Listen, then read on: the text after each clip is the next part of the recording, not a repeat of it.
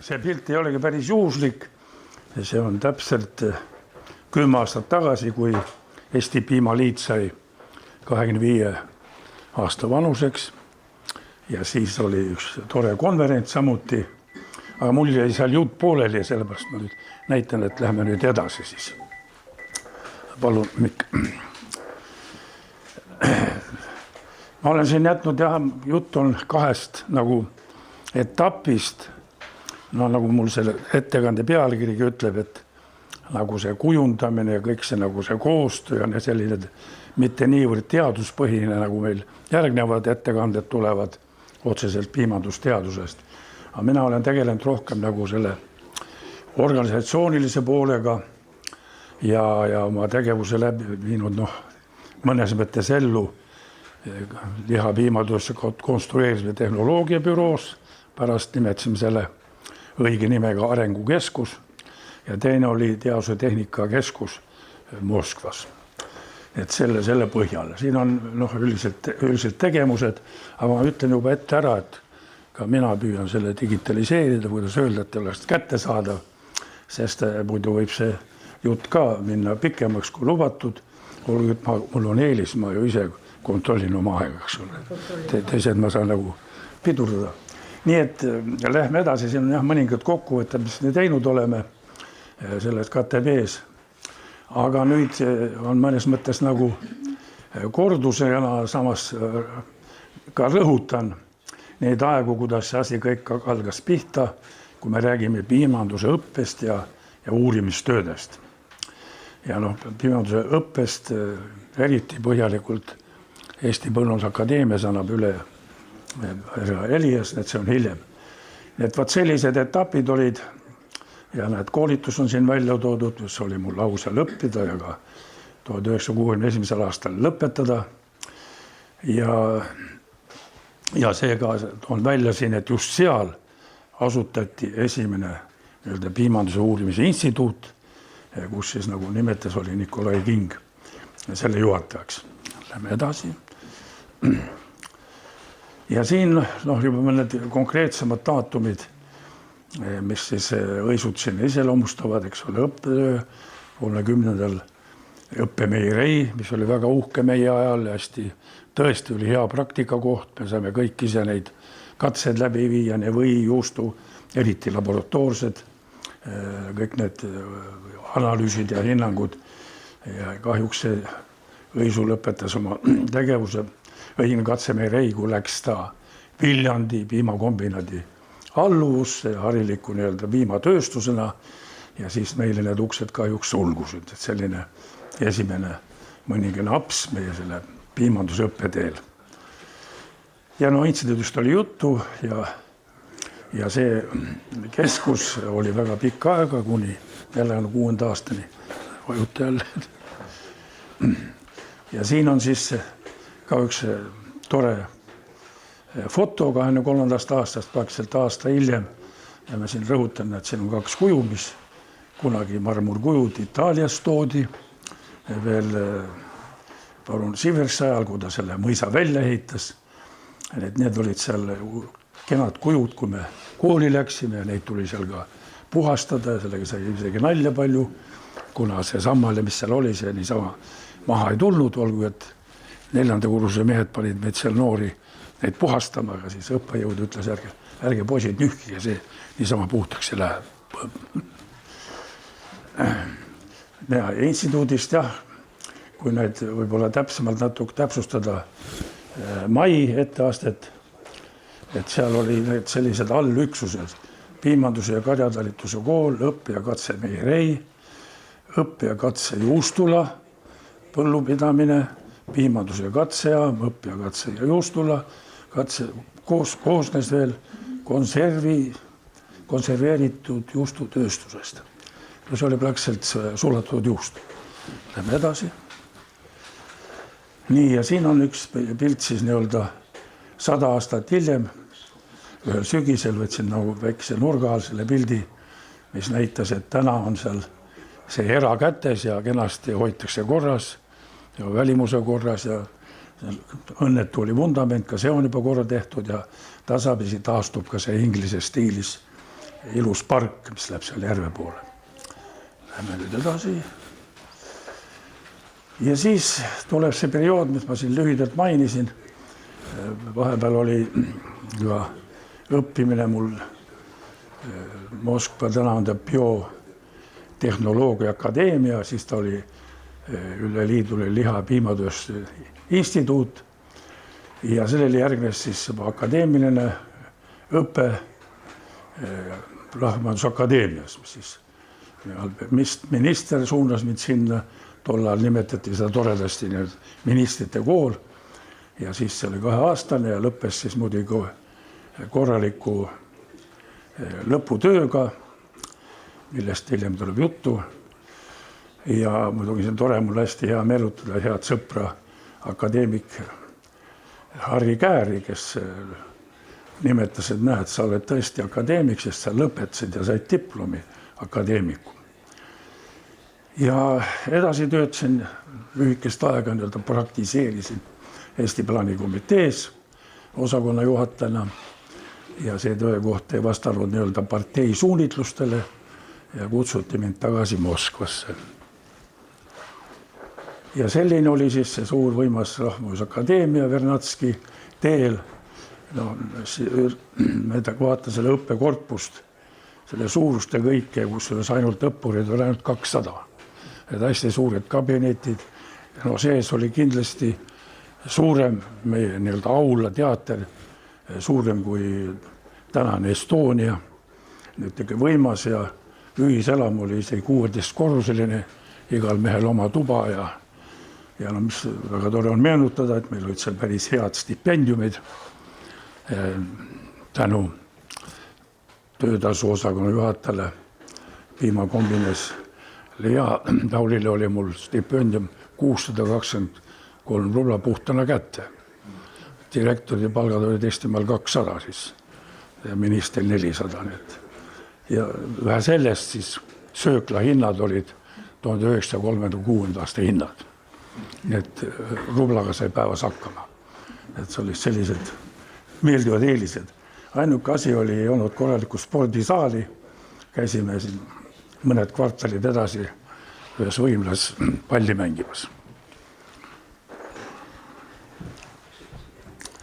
Ja lõputöös, mille ma võtsin siis aluseks nagu tolleaegse hästi akuutse teema, see oli agrotööstuskompleksite moodustamine ja selles oli nagu eeskäijaks Venemaal ju Pärnu rajoonikomitee esimees Udam ja oli eksperiment Eestis, kuid see kandus kiirelt üle nagu käsukorras üle liidus, et selle agrotööstuskoondise moodustamisele.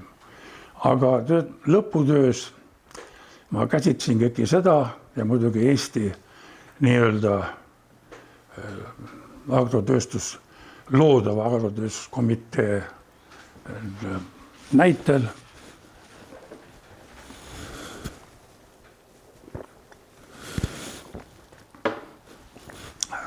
Polegi nii lihtne rääkida.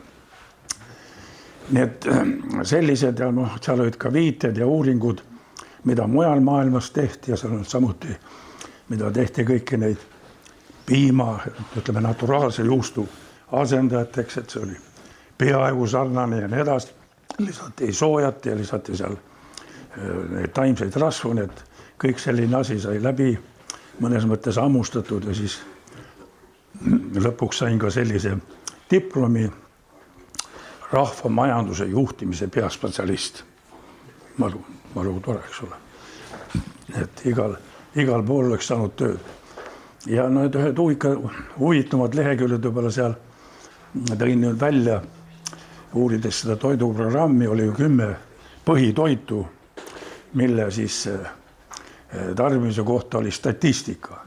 Esimese võtsin 65. aastast ja siis näitab siin kõik üleval lihatooted, piim ja siin võib vaadata seal umbes siis kuskil 100% siin, piimatooted olid, näete siin kuskil 60 peal.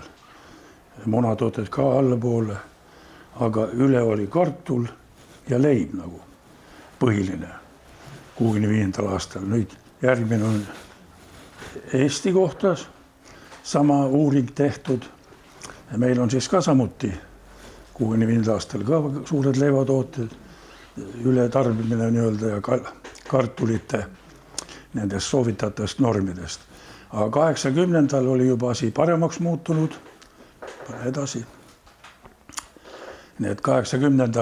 Nõukogude Liidus jah, siin ikkagi kartul ja leib on kõvasti üle tootes, aga liha on veel allapoole läinud. No piim ka ei ole, aga hästi on munadega ja kalaga ja õlid, eks ole. Ja muidu köögiviljad ja puuvillad on siin nagu nõrgem pool. See on norm ja siin on siis tegelik tarbimine. Ja Eestis oli juba olukord veel parem. Paneme järgmise. Näete, siin on praktiliselt meil peaaegu see sama ring, milleni on vaja jõuda. No ja arusaadavalt meie kliima ja kõigi suhtes meil on siis puuviljade ja köögitarbimine oli nagu allapoole soovitatavat normi.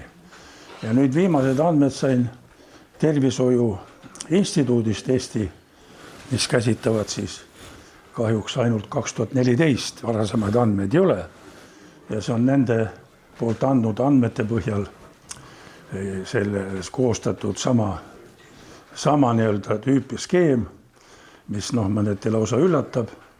Muidugi nad määravad hoopis teistmoodi, nad määravad nädala söömise portsud ja siis kuu ja erinevate vanusegruppidega selline koond, mille siis ma sealt sain, näitas hoopis toredamat pilti. See on siis nagu,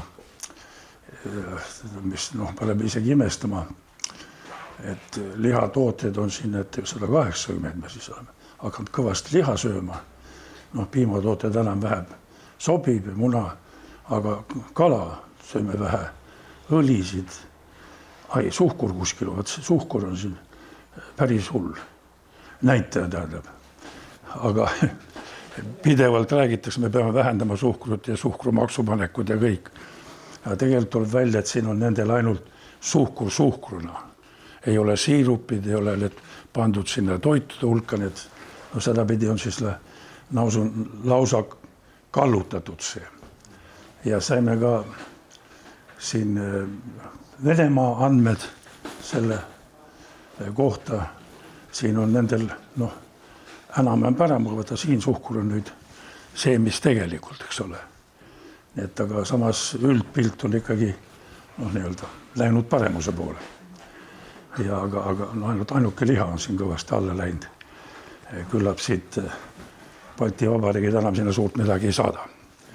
Vaat selline oli selline nagu toiduprogrammine lähenemine ja siis nagu lõppeesmärgi poole minek, et mis siis lõpuks on vaja teha ja muuta ka organisatoorselt, et see ATK nagu hakkaks tööle. Ja kuna see Keskkomitee määruse kõik tuli välja, et 1. jaanuarist tuleb siis üle minna, ühendada kõik need ministeeriumid ja siis nende juurde moodustati täitsa eraldi seisva juriidilise isikuna Teadus- ja Tehnikakeskus. Ja nii siis ma sinna siis sattusingi ja tuli hakata siis seda keskust looma nullist peale. Tol ajal, võib-olla mõni mäletab, oli ATK üldpeajuhataja Murachovski, kes oli samast linnast, kus Gorbatšov ja nii-öelda oma poiss toodi seda juhtima ja tema juures siis Kremlis määrati siis mind selle juhatajaks ja tuli asuda komplekteeriva meeskonda. Muidugi kõige huvitavam oli see, et igat meeskonnas oli peale 3 asetäitja veel 38 töötajat, igat ühte ma pidin eraldi käima Keskkomitees kooskõlastamas personaalselt. Ja kusjuures ma kirjutan siin, et ankeedis juhiti mul tähelepanul punkt 5. Kas te teate, mis asi see oli Vene ajal? Punkt 5. Rahvus.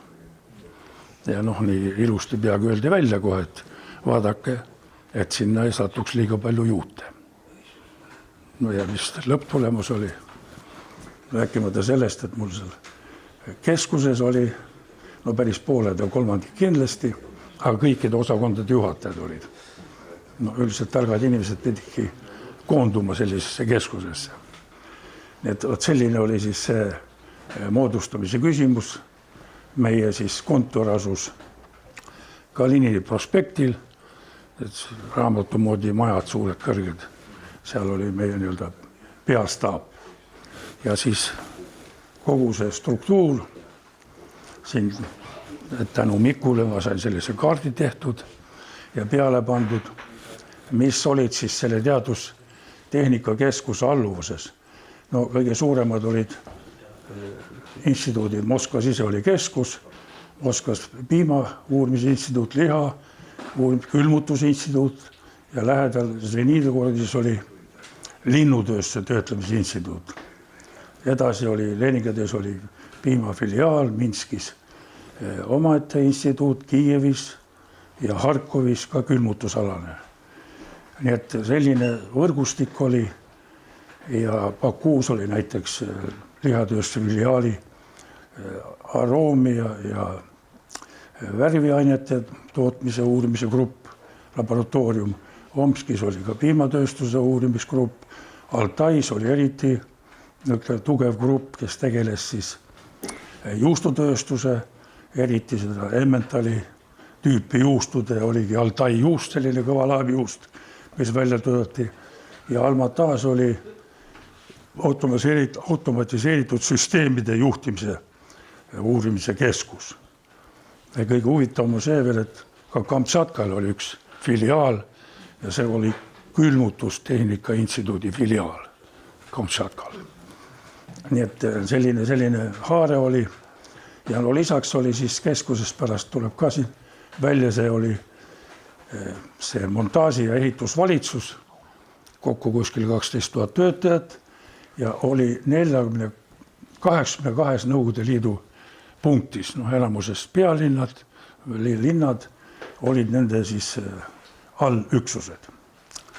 Lähme edasi. No võt siin ongi siis need uurimisinstituudid, mis ma praktiliselt juba ette lugesin ja nende igal ühel omakorda olid siis uurimiskeskus kindlasti kõikide laboratooriumitega, oli katsetööstus, siis olid ka katsemehhaanikatööstused, tehnoloogiline, juba nimetasin, eks ole. Nii et selline päris tõsine kompleks oli, mida siis nagu mõnes mõttes tuli tüürida. No iga aasta olid kindlasti aastakoosolekud, kus tuli ettekande teha ja no vahepeal ka siis külastused ja käimised seal uurimistöid jälgimas. Nii, lähme ikka edasi.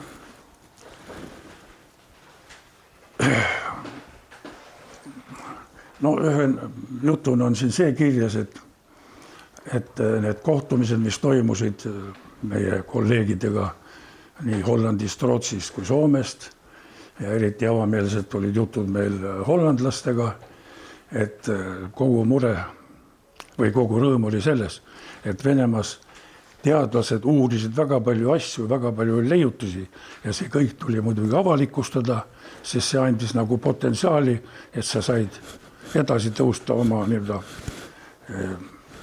sellel arenguetapil ja noh, kõige tähtsam oli see, et siis suurenes ka töötasu ja nii edasi.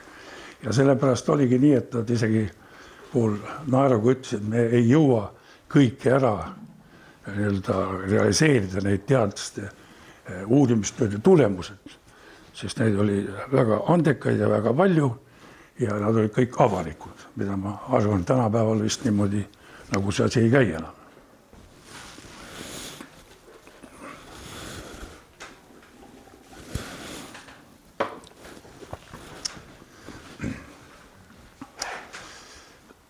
No võt, siin on siis nagu jagunes ka selliselt, et millised põhisuunad olid, mida siin näiteks Kiievis oli põhisuunad, tähendab välis või sotsmaade uurimisgruppidega ja instituutidega, ungarlastega juustualal ja Uglitsil Tšehhoslovakkia uurimisinstituudi pulbri tootmine ja uute väljatöötamine. Lihatööstusel Baku filiaalil oli koos Bulgaariaga maitseaineid, maitseainete uuringud, külmutustööstused, Saksa kambrite jahutusseadmed. Kunagi Lembitu ka siin Mangutsan olid piimakombineis ka sakslaste jahutusagregaadid ja eriti Altai Grupp ja kõik need eeldasid ka seda veel paar korda aastas kohalesõitu, kohtumised, ühisseminarid, ühisarutelud ja siis kommunikeed, kuidas edasi minna, millist teemat jätkata, millist siis nagu peatada. Nad on vahepeal sellise asja ka siia, kuna see oli päris oluline ja on siiamaani oluline. Tšernobõli katastroof. 86 oli jah. 86 jah. 86 ja see on üks viga.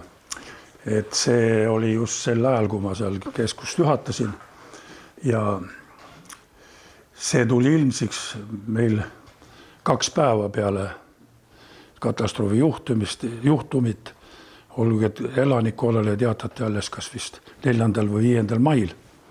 Aga see oli salane koosolek ja siis öeldi ja kuna lihatööstuse uurimisinstituudis oli radioloogia labor, siis oli eraldi jutt selles, et sinna tuleks saata siis esindajad, uurima, tegema kindlaks, kus see, mis on kannatada saanud ja edasi.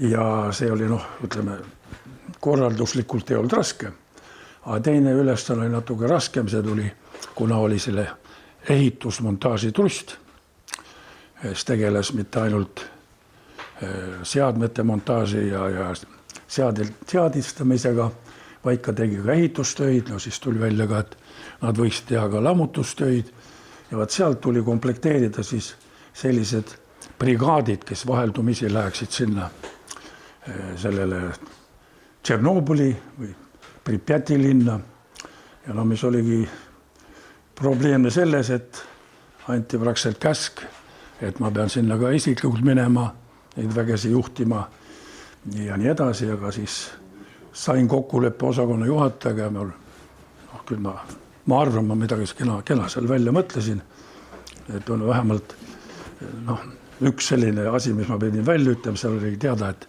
kui on peres 3 last, siis ei pea minema. See käis ka Eestis värvatud nende kordusõppuste meeste kohta.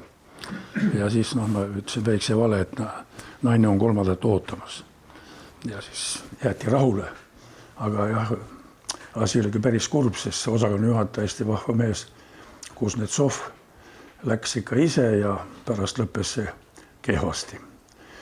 Seoses selle katastroofiga tõin siia rea selle Zlobini lihakombinaat. See oli küllalt lähedal, kus see esimene kõige aktiivsem pilv üle läks ja muidugi oli see hästi, kuidas öelda, saastatud ja kõik. Ja mul oli seal aspirantuuri ajast hea kolleeg ja sõber ja oli just vaja kutsuda Moskva selle liha uurimisinstituudi asedirektori, amet oli tühi, tuli kutsuda sinna ja ma kutsusin ja nüüd see tubli mees on juba akadeemik ja tegutseb väga tublit edasi. Ja mis veel üks rõhupunkt on, see oli juba hiljem, kui need toimusid arutelud, aga samas Eestis oli juba need liikumised siin kõik öised ja päevased ja laulbad ja muud asjad, mind igale enam partei komitee koosolek oli kutsutud ja siis ikkagi oli seal mul ka oma, kuidas öelda, teatjamees, kes teatas, et oli otsustatud, et sealt, mitte ainult Zlobinist, aga piirkonda lihakombinaatidest, et hakatakse liha saatma Eestisse, Lätti ja Leetu. Et pannakse siis 10% sellest saastatud lihast normaalse liha hulka ja vorst tuleb hea ja nii-öelda ei tee midagi halba ja ma võtsin siis lausa vist automaadist kuskil kõne ministri esimesele asetäitjale Ervin Sannamehele ja siis Eestimaale neid lihakehi ei saadetud.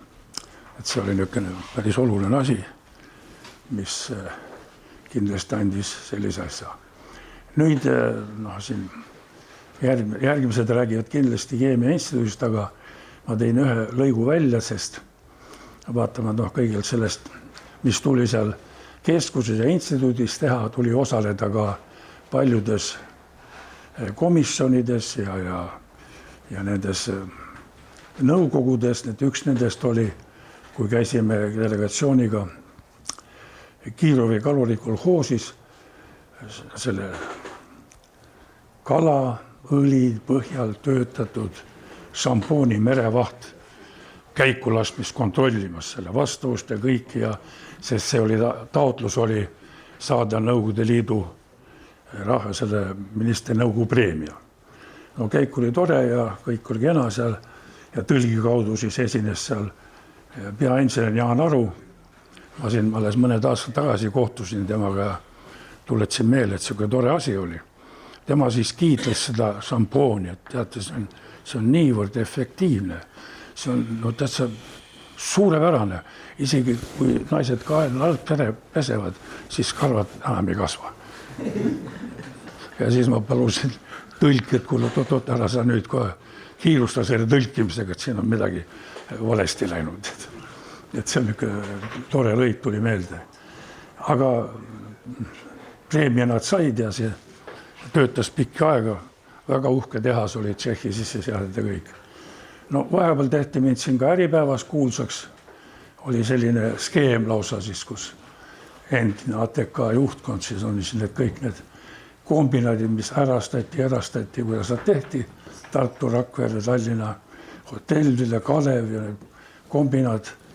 See oli selline tolleaegsete või nõukogudeaegsete ministrite enamus seltskonnad, kes siis olid sellise operatsiooni teinud.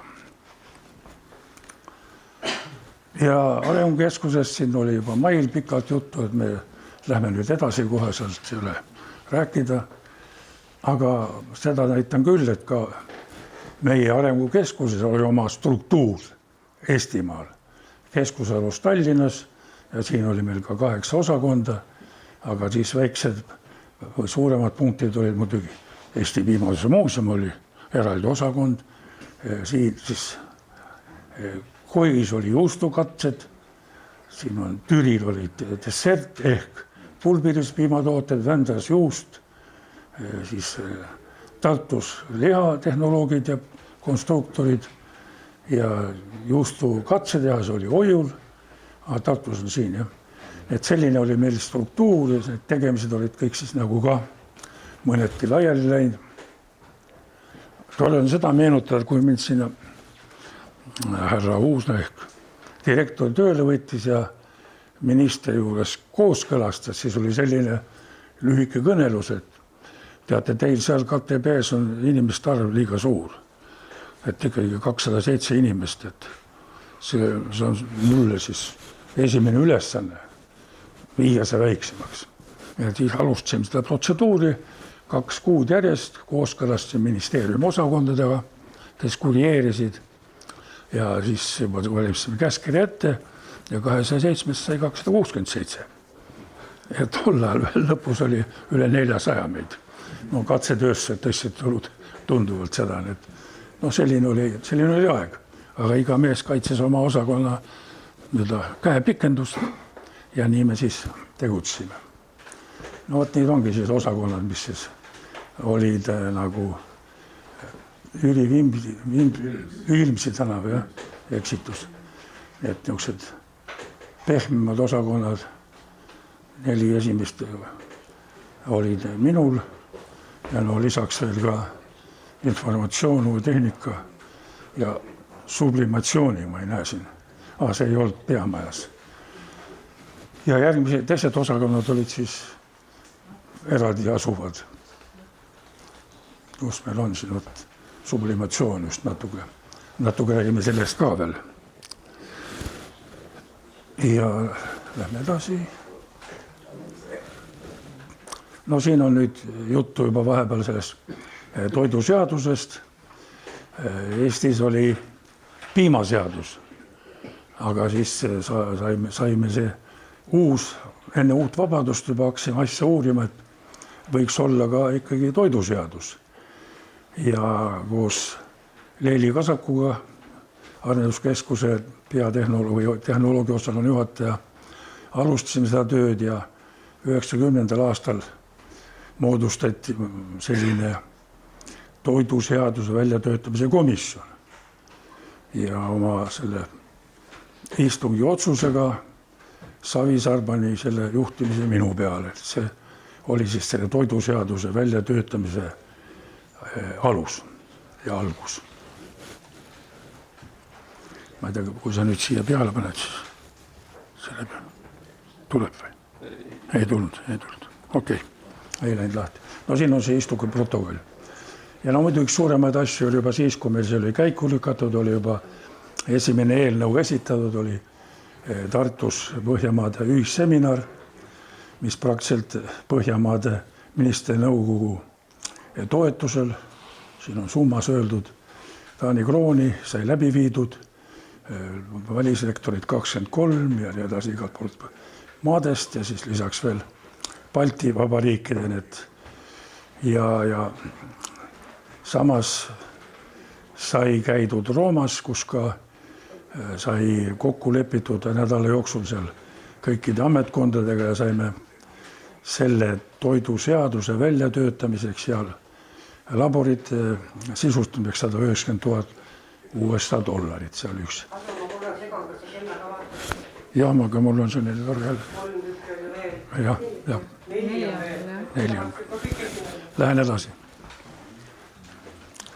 No lähme edasi ja nüüd on siis tegemist on selle kosmonautiga, kes käisid ka Tallinnas ja käisime ka siin koos Kretšoga telekas.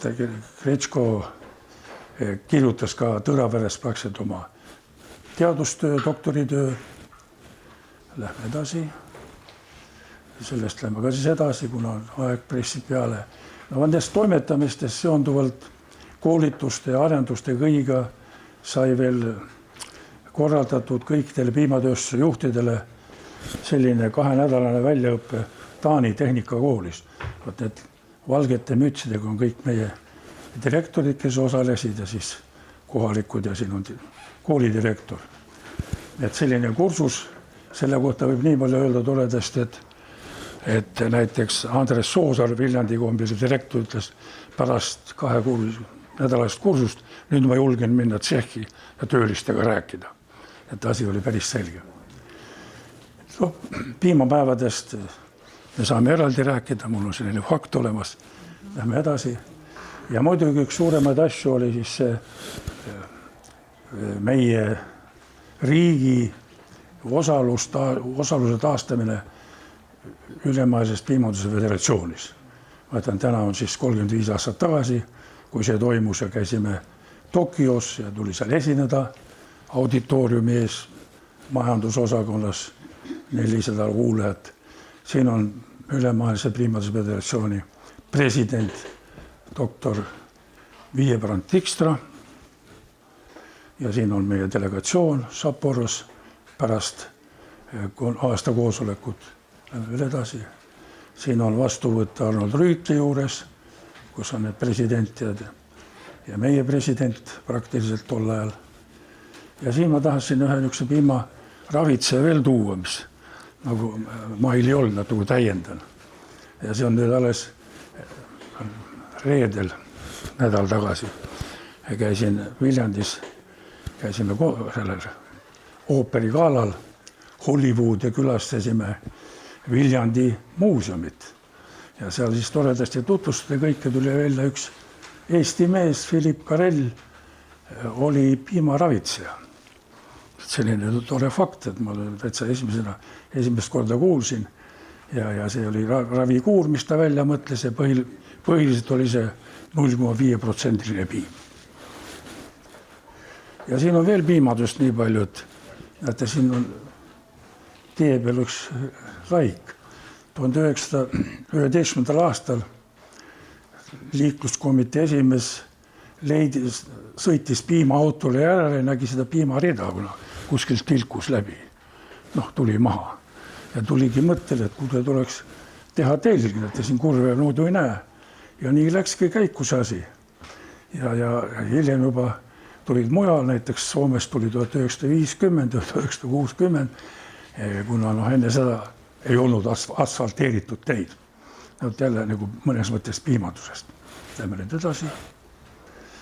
Ja ma tahtsin näidata, kuna meil täna on istutamine, paljud küsisid, mis see poopuu on. Ja muidugi saarlastele ma ei saa teile kõigile heaks just välja öelda, et see oranžpunased vilju puruks tambituna lisatud leivajahule, et rasketel aegadel leivapuudust leevendada. See oli ka Saaremaa sõrvepopuu ka pühaks peetud. Nii, see oli oluline.